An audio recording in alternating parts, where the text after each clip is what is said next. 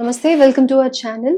So Bollywood star hero Saif Ali Khan పైన దాడి జరిగింది. తన ఇంట్లోనే ఒక దుండగుడు దొంగతనం చేయడానికి వచ్చి సైఫ్ అలీ ఖాన్ పైన 6 కత్తిపోట్లు పొడిచారు. ప్రస్తుతం ఆయన పరిస్థితి గురించి డాక్టర్లు అప్డేట్ ఇచ్చారు. నిలకడగానే ఉంది అని చెప్తూ ఉన్నారు. ఇదే విషయంగా డిస్కస్ చేద్దాం. ప్రస్తుతం మనతో పాటు మన స్టూడియోలో సీనియర్ జర్నలిస్ట్ కిరణ్ పోల్దాస్ గారు. Hello sir. నమస్తే అమ్మా. సో సార్, సైఫ్ అలీ ఖాన్ పైన జరిగిన దాడి నిజంగా తన ఇంట్లోనే చాలా సెక్యూరిటీ ఉంటుంది అని చెప్పేసి అంటున్నారు. బాంద్రా అంటే డెఫినెట్ గా అక్కడ చాలా హై స్టేటస్ ఉన్న వాళ్ళే ఉంటారు అని చెప్పేసి వింటూ ఉన్నాం. అలాంటప్పుడు మరి సైఫ్ అలీ ఖాన్ కి ఇంత తీవ్ర గాయాలయ్యాయి ఏంటి? ఇది చాలా మంది చెప్తున్నారు, ఎవరో ఒక దుండగుడు వచ్చాడు, అతను వచ్చి ఆయన పిల్లలు నిద్రించే రూమ్ దగ్గరికి వెళ్ళాడు. వెళ్ళినప్పుడు అక్కడ వాళ్ళకున్న మెయిడ్స్, పని మనుషులు అడ్డుకున్నారు, వాళ్ళతో వాగ్వాదం జరిగింది. వాళ్ళని అతను కొడుతున్నప్పుడు సైఫ్ అలీ ఖాన్ అలికిడి వినిపించి సైఫ్ అలీ ఖాన్ కిందకి వెళ్ళాడు. వెళ్ళి చూడంగానే ఇలా జరుగుతోంది.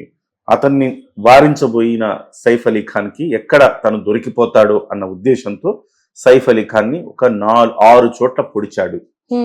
ఇది పొడిచి పారిపోయాడు. ఇది పోలీసులు చెబుతున్న కథనం. ఆ తర్వాత అతన్ని లీలావతి హాస్పిటల్లో చేర్చారు, శస్త్రచికిత్స చేశారు. మెడ మీద, వెన్ను మీద గాయాలైనాయి. వాటికంతా కూడా ఓకే, ప్రాణాపాయం లేదు. బట్ పూర్తి స్థాయిలో ఆయన ఎప్పుడు కోలుకుంటాడనేది ఇంకా డాక్టర్లు వెల్లడించలేదు. అయితే ఇప్పుడు బయటకు వస్తున్న కథనానికి లోపల జరిగిన దానికి చాలా ఎక్కడో వ్యత్యాసం కనపడతా ఉంది నాకు. మీరే అన్నారు, హై సెక్యూరిటీ జోన్ అది, ప్రముఖులు నివసించే ప్రాంతం అది. పైగా 7 సెక్యూరిటీ సిబ్బంది ఉన్నారు. వీళ్ళు కాక లోపల ఆయన ఇంట్లో మెయిడ్స్ ఉన్నారు. ఇంతమంది ఉన్నప్పుడు వాళ్ళందరి కన్ను గప్పి ఎలా వెళ్ళాడు? ఈ సంఘటన 2 గంటలు 2.5 గంటల ప్రాంతంలో జరిగింది అనుకుంటే 12 గంటల తర్వాత ఎవరు కూడా ఆయన ఫ్లాట్ లోకి వెళ్ళలేదని చెప్తున్నారు. మరి అట్లాంటప్పుడు ఎవరు చేస్తుంటారు?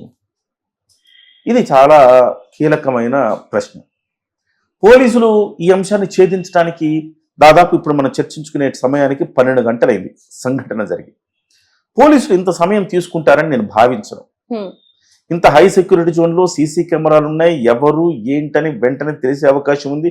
4 మెయిడ్లను పిలిచి విచారిస్తున్నారు, వాళ్ళ సెల్ ఫోన్ స్వాధీనం చేసుకున్నారు, అన్నీ చెప్తున్నారు. కానీ ఎవడో బయట నుంచి వచ్చి దాడి చేసి మళ్ళీ ఎవరికి తెలియకుండా పారిపోయేలాగా వ్యవస్థ ఉన్నదా అంటే పెద్ద క్వశ్చన్ మార్క్.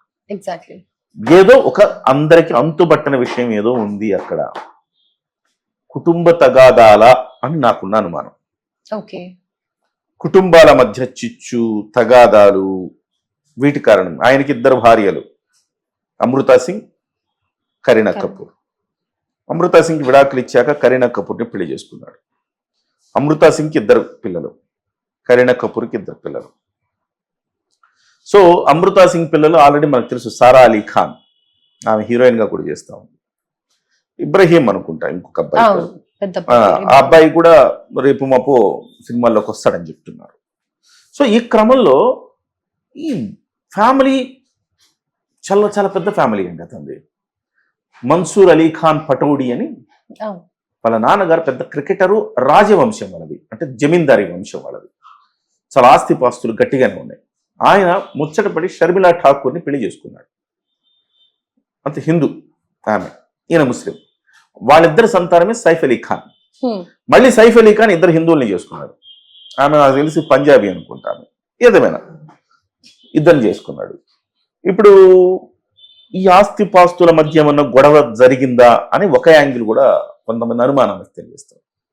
అలాగే సైఫ్ అలీ ఖాన్ ఈ మధ్య కాలంలో కొంత ముంబైలో సల్మాన్ ఖాన్ మీద, ఇట్లా కొంతమంది ఖాన్ల మీద కొంత వ్యతిరేకత వచ్చింది. ఈ నేపథ్యంలో అతనేమన్నా ఎక్కడైనా అతనికి ఎవరైనా శత్రువులు ఉన్నారా, ఆ శత్రువులు ఏమన్నా ఈ పని చేశారా, ఈ పని మనుషులతో కలిసి అందులో కలిసిపోయి ఈ రకమైన దానికి పాల్పడ్డారా అనేది తెలియదు. సైఫ్ అలీ ఖాన్ స్పృహలోకి వస్తే తప్ప అసలు విషయం తెలియదు అని చెప్తున్నారు. మరి కుటుంబ సభ్యులంతా ఏం చేస్తున్నారు? ఇంత గందరగోళం జరుగుతున్నప్పుడు కుటుంబ సభ్యులు ఏం చేస్తున్నారు? వాళ్ళందరూ కూడా బయటకు వస్తారు కదా. అయినా ఇప్పటి వరకు పోలీసులకు అంతుపట్టట్లేదు అంటే ఎక్కడో ఏదో దాస్తున్నారు అని నాకు అనిపిస్తుందండి.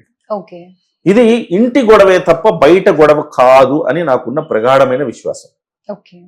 బయట గొడవ అయితే పోలీసులు ఇప్పటికి ట్రేస్ చేసేవాళ్ళు. ఇంటి గొడవే ఇది. ఆ ఇంట్లో కుటుంబ సభ్యులు ఎవరెవరు ఉన్నారో సంఘటన జరిగినప్పుడు 12 గంటల లోపు ఎవరెవరు ఇంట్లోకి వెళ్ళారు, వాళ్ళు ఎవరెవరు ఏంటి, పోలీసులు కూర్చోబెట్టి విచారణ చేస్తే బయటకు వచ్చేది ఈజీగా వచ్చు. వచ్చేస్తుంది. కానీ కొన్ని సందర్భాల్లో పోలీసులు కుటుంబ సభ్యుల్ని ప్రశ్నించలేరు. వీళ్ళందరూ వాళ్ళే కదా, మనం వాళ్ళని అడిగితే బాగోదని కొంచెం ఆలోచిస్తారు. కొంత వాళ్ళే చెప్తారని ఆలోచిస్తారు. బహుశా పోలీసులు ఆ వెయిటింగ్ పీరియడ్ నడుస్తుందని నేను అనుకుంటున్నాను. ఓకే. ఈలోపు కనుక సైఫ్ అలీ ఖాన్ స్పృహలోకి వస్తే ఖచ్చితంగా ఆయన చెప్పాల్సి ఉంటుంది. ఎవరు ముసుగు ధరించారని చెప్తున్నారంట. సో మొత్తం మీద అయితే సైఫ్ అలీ ఖాన్ ఇంట్లో కొంత ఇష్యూస్ ఏమో ఉన్నాయి. ఆ ఇష్యూస్ వల్లనే ఈ సంఘటన జరిగిందని నాకు అనిపిస్తోంది. లేకపోతే సమాజంలో ఈ మధ్య కాలంలో ఖాన్లు చేస్తున్న ఈ వ్యవహారం, మాట్లాడుతున్న వ్యవహారాలు, ఇప్పుడు మనం సల్మాన్ ఖాన్ గురించి చూసాం. బిష్ణోయ్ తెగ వాళ్ళు సల్మాన్ ఖాన్ ని చంపడానికి ప్రయత్నం చేశారు. సో చాలాసార్లు ఆయన మీద దాడి జరిగింది. సో ఆ తర్వాత ఇంకొక వ్యక్తిని కూడా చంపేశారు ఈ మధ్య. సో ఆయన చంపిన తర్వాత ఆయన కొడుకును కూడా టార్గెట్ చేశారు.